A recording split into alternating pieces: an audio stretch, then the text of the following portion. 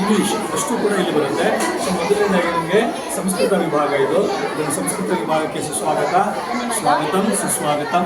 ಸಂಸ್ಕೃತ ವಿಭಾಗದ ವಿಜ್ಞಾನ ಪ್ರದರ್ಶಿನಿ ವಿಷಯ ಇಷ್ಟು ವಿಷಯವನ್ನು ಇಟ್ಕೊಂಡು ನಾವು ಇಲ್ಲಿ ಇವತ್ತು ಪ್ರದರ್ಶನವನ್ನು ಮಾಡ್ತಾ ಇದ್ದೀವಿ. ಒಂದು ಸಂಸ್ಕೃತ ಪರಿಚಯ, ವ್ಯಾಕರಣ ಭಾಗ, ರಾಮಾಯಣ ಮತ್ತು ನವರಸ. ಮೊದಲನೇದಾಗಿ ರಾಮಾಯಣ ನೋಡಿ, ಇಲ್ಲಿ ಫೋಟೋಸ್ ಎಲ್ಲ ಇದೆ ರಾಮಾಯಣದ್ದು.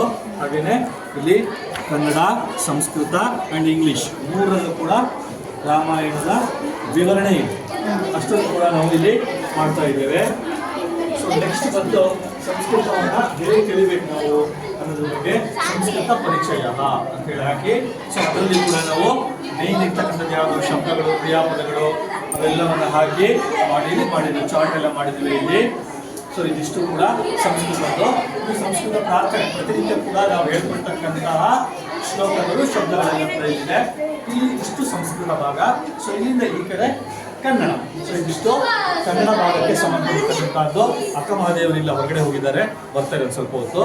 ಇದು ಬಸವ ಮಂಟಪ, ಅವರು ಕೂಡ ಇಲ್ಲ, ಬಸವಣ್ಣವರು ಇಲ್ಲ, ಹೋಗಿದ್ದಾರೆ, ಬರ್ತಾರೆ ಒಂದು ಸ್ವಲ್ಪ ಹೊತ್ತು. ಸೊ ಇದಿಷ್ಟು ಕೂಡ ಅದು ಇಂಗ್ಲೀಷ್ ಟ್ರೀ ಅದು ಅವರೆಲ್ಲ ಮಾಡಿದ್ದಾರೆ, ಇಂಗ್ಲೀಷು ಲ್ಯಾಂಗ್ವೇಜ್ ಅವರು. ನೆಕ್ಸ್ಟ್ ಬಂದ ಇದೆಲ್ಲ ಕನ್ನಡ ಪ್ರಾಜೆಕ್ಟ್ಗಳು, ಒಂದಾದ್ಮೇಲೆ ಕನ್ನಡ ಪ್ರಾಜೆಕ್ಟ್ಗಳು ಇದ್ದೀರಾ. ಈಗ ನೋಡಿ, ಈ ಮಕ್ಕಳು ಕನ್ನಡ ಪ್ರಾಜೆಕ್ಟನ್ನ ಹೇಳ್ತಾರೆ. ಈಗ ಸಣ್ಣ ಮಕ್ಕಳು ಹೇಳಿ. ಒತ್ತಕ್ಷರಗಳು,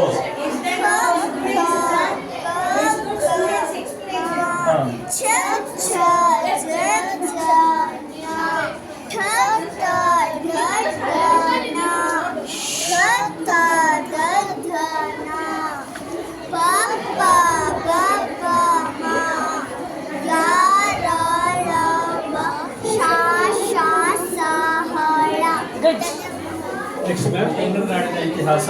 ಇದು ಕೂಡ 5ನೇ ಕ್ಲಾಸ್ ಮಕ್ಕಳು ಮಾಡಿರೋದು. ತುಂಬ ಚೆನ್ನಾಗಿದೆ ನೋಡಿ, ಕಲರ್ಫುಲ್ ಆಗಿದೆ ಚಾರ್ಟು. ಇದು ಕನ್ನಡದ ಒಗಟುಗಳು. ನೀವು ಯಾವ್ದಾರ ಒಂದು ಒಗಟು ಹೇಳಿ. ಅಮ್ಮನ ಆಕಾಶವಾಣಿ ನಾನು, ಯಾವುದು ಹಾಗಾದ್ರೆ? ಅಲ್ಲ, ಮಗು. ಅಕ್ಕ ಓದುತ್ತಾಳೆ, ತಂಗಿ ನಡೀತಾಳೆ, ಯಾವುದು? ಕಣ್ಣು. ನೋಡಿ, ಈ ತರ ಇಷ್ಟು ಒಗಟುಗಳನ್ನು ನಾವು ಮಾಡಿದ್ದೀವಿ, ಚಾರ್ಟ್ ಅನ್ನು ಮಾಡಿದ್ದೇವೆ. ಇದು ಹಾಗೆ ನೆಕ್ಸ್ಟ್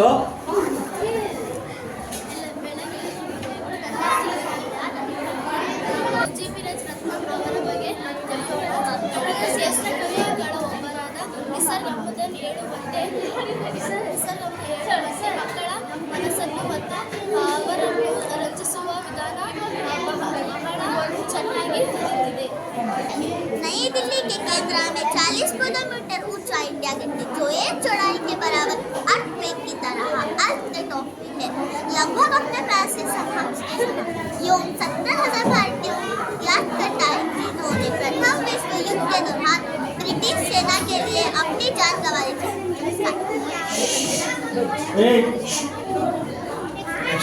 ಜ್ಞಾನಪೀಠ ಪ್ರಶಸ್ತಿ ಪುರಸ್ಕೃತಗಳು ಇಷ್ಟು ಜನ ಇದ್ದಾರೆ. Next works.